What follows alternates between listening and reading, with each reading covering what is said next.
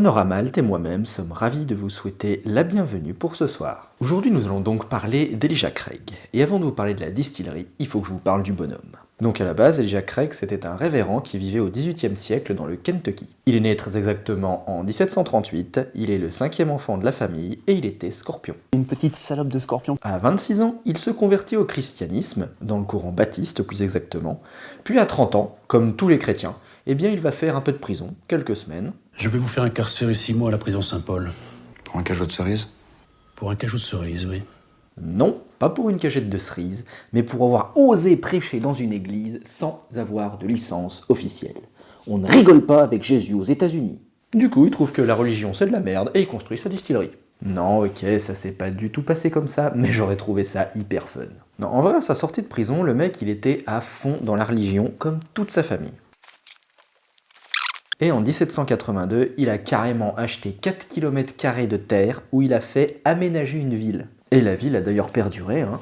Elle se trouve donc dans le Kentucky et aujourd'hui elle se nomme Georgetown.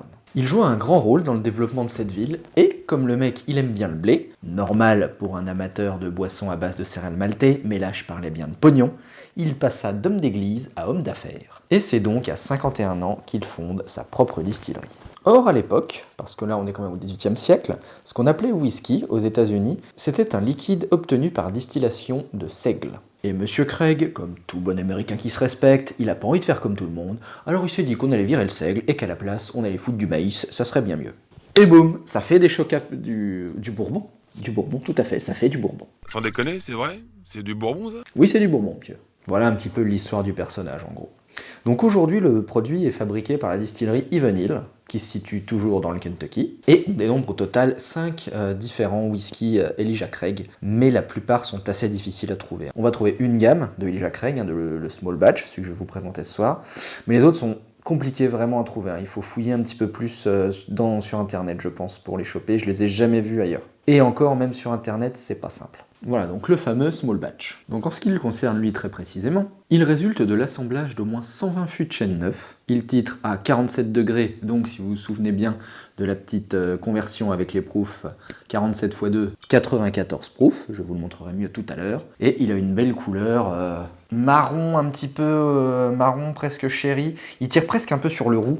La couleur typique des bourbons, j'adore cette couleur, ça fait penser directement au caramel. Donc en ce qui concerne la bouteille en elle-même, déjà la forme, je la trouve très originale, parce qu'il n'y a pas d'autres bouteilles qui ont cette forme. Bien évasé, le bouchon un petit peu pareil, qui est pas droit, mais qui est un petit peu obtus, enfin je sais pas trop comment on dit, mais vous voyez ce que je veux dire. Bon, pas grand chose par contre sur cette bouteille, donc on a bien les 94 proof. Sinon qu'est-ce qu'on a d'autre? Kentucky Straight Bourbon bien entendu, donc 47 degrés volume. Et sinon là nous avons donc sérigraphié en verre 1789. Alors pourquoi 1789? Eh bien parce que je vous ai dit qu'il était né en 1738 et qu'il a fondé sa distillerie à 51 ans. Donc si vous faites un petit peu le calcul, 1789, quand il y en a qui se faisaient chier à faire des révolutions, il y en a d'autres qui montaient des distilleries. Donc tout simplement, petite date de la création de la distillerie, ce qui est normal, Elijah Craig, small batch, voilà. La forme, j'aime bien, c'est pareil, elle s'attrape bien, elle fait un peu penser rapidement à la bouteille de Gentleman Jack. Simple, quand même assez travaillé dans sa forme en tout cas, pas pour le reste mais dans sa forme, sobre, efficace, moi j'aime bien. Et là du coup en faisant ça, ce que j'ai remarqué, c'est que, on va le tourner un petit peu, c'est que là c'est tout de même écrit, je ne sais pas si vous voyez, mais c'est Elijah Craig dans le bois. Et c'est pas une découverte pour moi ce soir, c'est juste que j'ai un petit peu envie de voir au niveau des notes, si je m'y intéresse un peu sérieusement, jusqu'où il peut taper. Et c'est vrai que je l'adore, moi, ce whisky, ce bourbon, j'en boirai à beaucoup d'occasions. Donc, arrivera-t-il à détrôner le numéro 1 actuel, je vous le rappelle, qui est un Français, qui est fièrement sur la première place du podium avec une note de 17,5. Il s'agit du Bruno Mangin, le BM Signature, vieilli en fût de vin jaune. Ah là déjà, il sent extrêmement bon. Là déjà voilà, la puissance aromatique, le nez est là d'entrée de jeu. J'ai peut-être mis une belle dose quand même, mais voilà, je m'en refuse pas celui-là. Alors voilà, j'ai même pas eu besoin de me pencher dessus. On sent déjà un petit peu ces effluves qui sentent bon, c'est tout. Pour l'instant, j'essaye pas de l'analyser, pour l'instant, je profite. Il a un nez, je trouve, un petit peu boisé peut-être, dans le sens où peut-être les fûts de chêne blanc. Mais il a un nez surtout épices, un petit peu épices, mais épices douces, pas les épices genre cannelle qui t'attaquent, genre presque un petit peu douces comme de la vanille, tu vois. Vanillé boisé, je trouve. T'as l'impression qu'il est gourmand, il sent presque un peu le sucre aussi, presque la cassonade. Alors il attaque pas les narines, mais tu sens qu'il y a quand même... il renferme un peu de puissance le truc. Donc c'est très appréciable ce petit mélange, comme aussi, c'est très discret, mais j'allais dire peut-être un petit peu comme de l'amande, de la pâte d'amande presque, mais c'est très léger. La pâte d'amande? Ah oui, c'est bon ça. Mais ce qui ressort le plus, c'est boisé vanillé. La puissance aromatique est présente. Il pique pas, mais tu sens quand même que, attention, il peut envoyer les chevaux derrière. Hein, c'est un outsider à pas prendre à la légère, celui-là. Bon, bah, puis l'odeur, moi, me séduit, parce que 2 notes qui se distinguent très bien, presque de la pâte d'amande.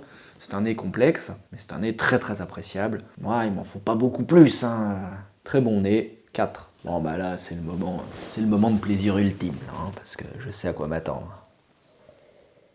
Donc là, pour le coup, on a toujours bien le boisé, qui est toujours présent. Toujours je pense, hein, c'est fût de chêne blanc. C'est vraiment typique, hein, mais on sent le boisé, voilà. Je saurais pas vraiment le décrire de plus, j'ai jamais mangé de chêne, hein, comme ça. L'épicé, oui, et... Alors par contre, la vanille est totalement gommée. On a de l'épice, mais là justement, de l'épice un petit peu caliente, qui accroche, qui arrache. Muscade, cannelle, poivre, avec ce côté boisé. En termes d'agressivité, non. Non, on sent effectivement hein, que c'est alcoolisé, que c'est une bonne eau de vie. De là à dire qu'il fait 47, en tout cas pas sur la bouche, sur la finale peut-être, j'y reviendrai un petit peu après. Puissance aromatique, bah elle est toujours là, très clairement, t'as pas besoin d'aller chercher les saveurs, elles sont là. Elles s'offrent directement à la bouche, donc ça c'est encore évidemment un très bon point. Et après ce petit mélange épicé boisé, bah c'est bien, c'est très bien, ça marche très très bien. Ouais, il a du caractère. Il se rapproche presque d'un rail, je trouve. Avec ce côté peut-être un petit peu... presque comme s'il y avait des petites notes de seigle en fait. C'est un petit peu bizarre. Alors, est-ce qu'il contient, en plus du maïs, est-ce qu'il contient du seigle cet enfoiré On ne le saura pas.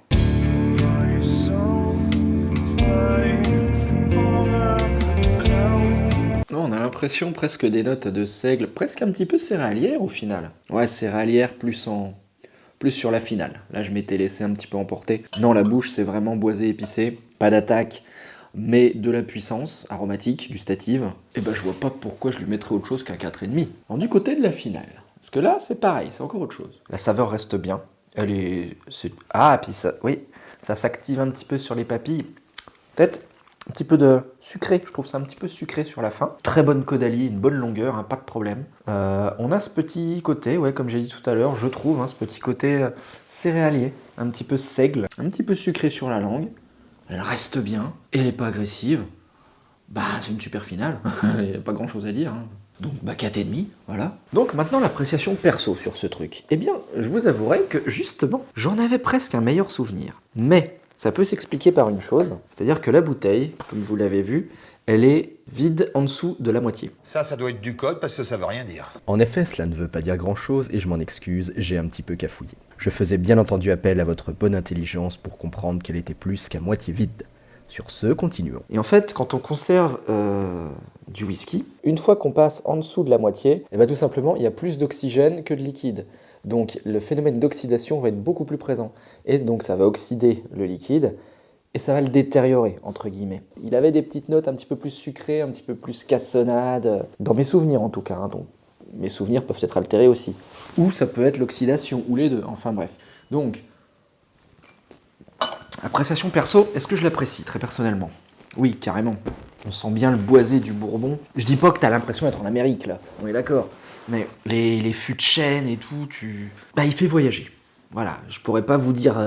mais moi, il me fait voyager. Il est très très bon, il se laisse très bien boire. Malgré ses 47 degrés, il passe tout seul. J'en avais un petit meilleur souvenir. Ok, bon, voilà, c'est une chose qui arrive. Mais, justement, on va parler de quelque chose. La toute première vidéo qui m'avait donné l'envie de faire Panoramalt, vous ne l'avez pas vu, parce que en fait c'est un pote à moi qui l'a tourné avec son téléphone, c'était un délire en fait. Et avec un pote on s'était dit on se fait un tour du monde du whisky, j'avais acheté 10 whiskies différents et puis on s'était fait vas-y, puis il avait filmé pour le délire. Et celui qui avait remporté unanimement la première place, c'était ça. l'Elijah Craig, 12 ans d'âge. Voilà, 12 ans. Et cette pépite, hélas, elle ne se fait plus. On ne peut plus la trouver aujourd'hui. Mais à l'époque, eh ben, on pouvait la trouver, cette pépite, chez les cavistes. On pouvait la trouver pleine, hein, bien sûr. De mémoire, je n'ai jamais bu un meilleur bourbon. Et je suis loin d'avoir tout goûté. Mais des bourbons, j'en ai quand même sifflé quelques-uns. Et celui-là, de loin, il remporte la palme. Voilà, est-ce que j'ai plus le souvenir du 12 ans plutôt que celui-là, le small batch, qui est quand même très très bon, hein, mais j'avais des souvenirs peut-être un petit peu tirés vers le haut à cause de ce 12 ans. Ce que je vais faire maintenant, parce que ça s'est très très bien passé, ça s'est confirmé un peu sur l'ICANN, à la fin, quand on discute un petit peu, le fait de boire le petit whisky sans pression, sans prise de tête, juste en le savourant à la pression, bah c'est super cool. C'est que des fois, il faut mettre son cerveau en off pour apprécier quelque chose. Parce que justement, pendant la dégustation, je cherche, je savoure pas forcément. Parce que c'est ça aussi un petit peu la dégustation et tout, c'est se lâcher prise, c'est s'abandonner aux saveurs que nous offre ce breuvage. En fait, les mecs, les distilleurs, tous les mecs qui sont derrière ce truc, ils te font un produit. C'est des marchands de rêve en fait, les mecs. C'est des agences de voyage presque un petit peu. Ils te vendent un truc, ils te mettent ça en bouteille, toi tu bois, et tu dois leur faire confiance parce qu'il y a du boulot derrière. Donc tu te dis, ok, je m'abandonne totalement, vous m'envoyez en voyage où vous voulez, vous me balancez les rêves dans le crâne, là, un petit monde onirique comme vous le sentez. Et quand les mecs ils ont fait du bon boulot, ça match à mort, ça match direct. Et là franchement, ouais. Bah 4,5, hein. Je le kiffe ce bourbon, il n'y a pas à chier, je le kiffe. Et le problème étant je crois, si je ne me trompe pas, qu'il arrive ex aequo avec le premier. Il est au coude à coude avec le français. Très honnêtement, je l'adore, mais je pense que le français, le BM, est un poil au-dessus. Voilà, mais bon, ça on reviendra plus tard. Rapport qualité-prix, cette bouteille, on arrive à la toucher chez les cavistes pour une 50aine d'euros. 50 balles pour ça, ah bah il y a des trucs que j'achète beaucoup plus cher qui sont beaucoup moins bons. 50 euros, c'est, on va dire, du moyenne gamme, entre guillemets, parce que oui, voilà, même si ça reste cher, 50 euros, on est quand même sur du moyenne gamme, on n'est pas sur du haut de gamme. Bah, il coche tout ce qu'il faut, hein, donc rapport qualité-prix, c'est un A. Franchement, si vous avez un petit peu les moyens, entre guillemets, que vous faites pas une soirée whisky coca, alors attention, on oublie ça, bien sûr, hein, bon, on n'est plus dans ce cadre-là, attention, faites très attention. Et maintenant que vous avez fait attention, voilà, si vous voulez passer une bonne soirée, ou même pour un cadeau, un mec qui aime bien le bourbon, vous ne vous tromperez jamais avec ce genre de cam, jamais. Et je crois que c'est tout pour moi. À très bientôt sur Panoramalt.